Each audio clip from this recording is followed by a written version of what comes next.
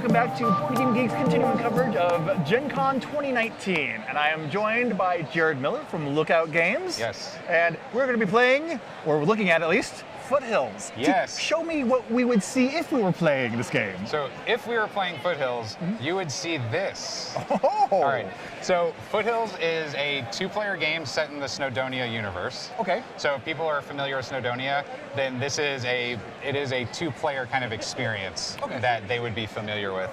So every time you set up this game, you're actually putting down different tracks. So the board has some different options, so it's never going to be the same. Cool. So you find your stations here, and then you put down the cards that are associated with those stations. Okay.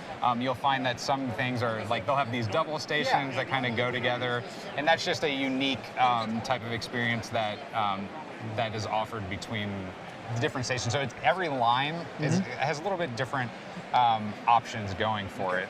For the doubles, is it always the same two halves, or Yes. Okay. Yeah. So it is specific, but sometimes this line might not be on there, so it might be another line. But yeah, you're not necessarily mixing and matching those lines. But you'll see, whereas on this you can build tracks right here, whereas this you're building just one track that connects both of them, or putting a station, like you have stations right here, but the tracks are just one. Yeah. So what is happening here is you're trying to build these tracks. You're trying to get the most victory points by completing stations, building tracks, visiting the pub. Of course. Putting down your navies. So navies are also from Snowdonia.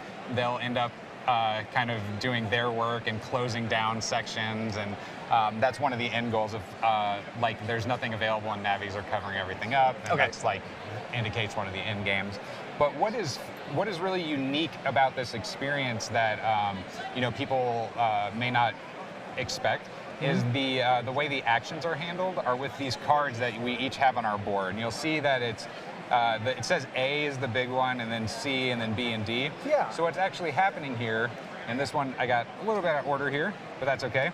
So at the prime action card is on A. Okay. If I use this, and in this case, I am putting it this direction.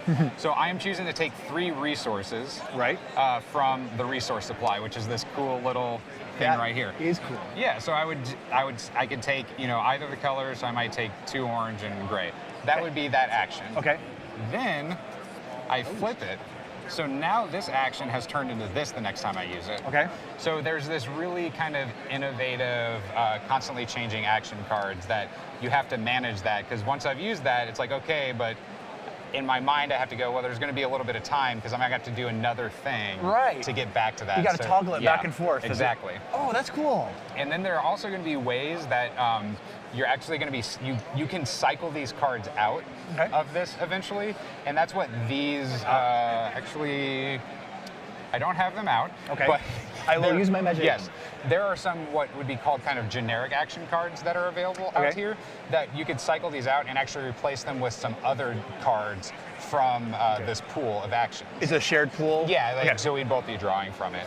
And the ultimate goal is once you get to the end and there's all the tracks are completed, or we have our navies destroying all the tracks, like me and Godzilla, you would get to the end, you would count up your victory points, and there you go. But it is it's a 2-player, very worker placement, well, not resource management thing. Sorry.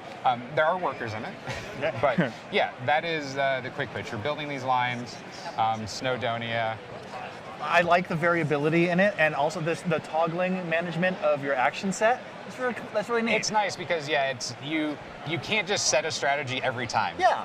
Because with the tracks changing and all that, and this is a great unique feature for this game. That's very cool. So that is Foothills. And so where is this in terms of its production, and how much is it going to be? So it should be out later this month. Perfect. And it is $24.99. $24.99. Yes. And you say that with confidence. I am fully confident that is the number that I have for this game. Excellent, though. All right. So thank you, Jared, for sharing with us. Thank you. Yep. And thanks for watching, and we'll talk to you again real soon.